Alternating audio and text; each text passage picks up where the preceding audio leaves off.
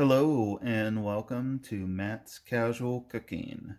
Today we are going to be making cinnamon caramel bars. A very easy dish to make, a very fun dish to make, very tasty as well. So we're going to go ahead and go over all the ingredients and let's get to it. Alright, so we're going to go ahead and go over all your ingredients today in the hardware. So for the first bowl, you're going to need 1.5 cups of flour. You're going to need 2 teaspoons of baking powder, 2 teaspoons of ground cinnamon, and a 1/4 teaspoon of salt. Now in your second bowl, you're going to need 1.5 cups of firmly packed brown sugar, a 1/2 cup or 8 tablespoons of melted butter, 2 eggs, a tablespoon of vanilla, and 1 cup of coarsely chopped pecans. Now in your third bowl, you're going to need 14 ounces of caramels, and you're going to need a 1/4 cup of milk. Now for the caramels, as you can see, I bought these little kind of they're kind of shaped in little balls. Now if you can't find anything like this, they sell them in like squares wrapped in plastic. Obviously, if you use those, just unwrap the plastic. If you have a bar of caramel and you want to chop it up, you can certainly do that. Just 14 ounces of caramel. Now for your hardware, you're going to need a 9x13 pan, and you're also going to need a bowl big enough to hold 1 cup of the batter after we make it, because we're going to take out a cup of it as a reserve. So we'll go over that as soon as we do, but we're going to go ahead and go over the second bowl, blending it together. So, alright, so as you can see, we have everything for the second bowl in here. So what we want to do is we want to go ahead and beat this until it's smooth. And once that's done, you're going to want to get your flour mixture ready for it. So go ahead and we'll beat it till it's smooth.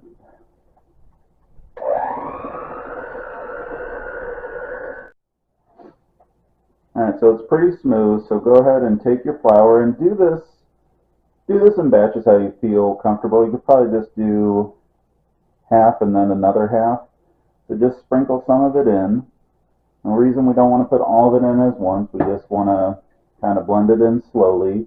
So go ahead and blend this together, and then once all your flour is combined, go ahead and put in the second part, or the second half, or however many batches you're doing, and then we'll come back to the pan portion.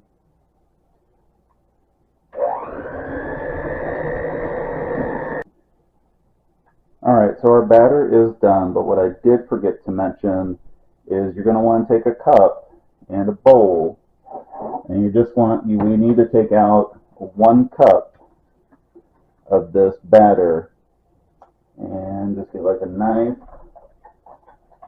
just kind of smooth it out the best you can. Not about a cup. So, and set that aside. We're going to need that after we're done cooking with the caramel. So then what you want to do right now is also preheat your oven to 350 degrees. And we're going to go over the pan and get that going. Alright, so we have our dough, and you want to smooth it out, and you want to just create a nice kind of as thin a layer as possible. So we're going to cook this for just 15 minutes or until firm. Now once it's out of the oven and it's done, you're actually just going to want to leave the oven on, because we still have to melt the caramel and put it on top with the other batter. So I'll see you in 15, and we're going to move on to the caramel. Alright, so we have our caramel here, and I've already poured the milk in. So what we're going to do is we're going to heat this for about 2 to 3 minutes, and you're going to want to heat it at 1 minute intervals, because after each minute you're going to actually want to stir it. And we're going to melt this until everything is well melted. And so then once that's done, we'll just set it aside, and then we just need to wait until the bars are done. So go ahead and do that, and we'll see you as soon as this is done.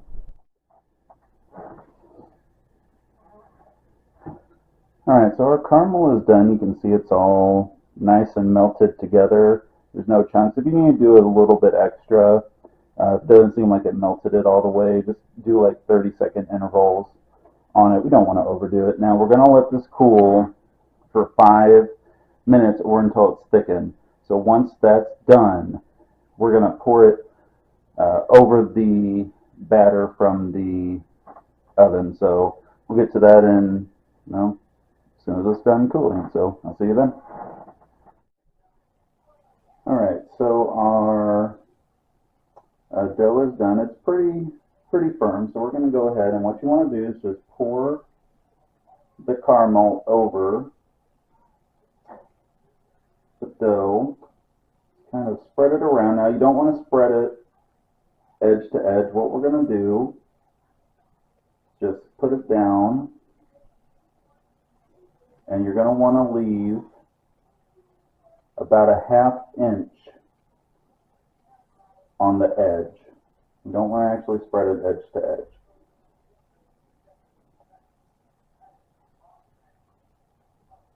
So the nice thing about cooking is we've got like a little edge here. So it's going to be about a 1/2 inch. So just kind of push it into that kind of area, into the crust. If you got any kind of flowing down, just try to push it back.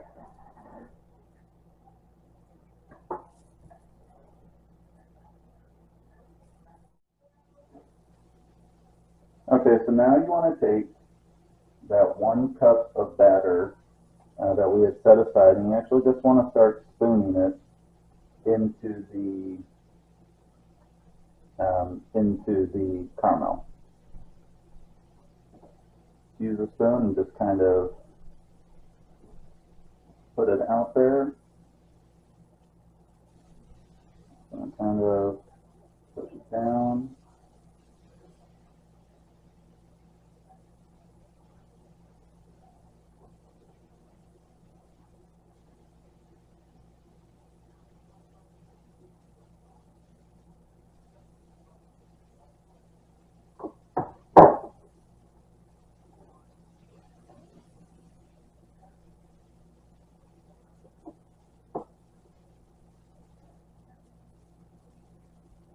Alright, so it's dropped in there. So now what we want to do, and I kind of put it in line, because what we're going to do is you want to just take a knife, just kind of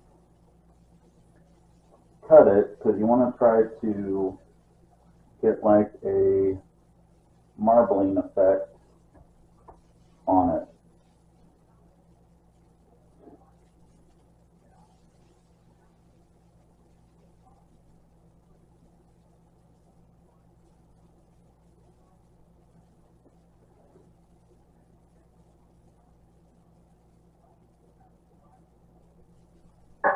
You're just going to do this several times.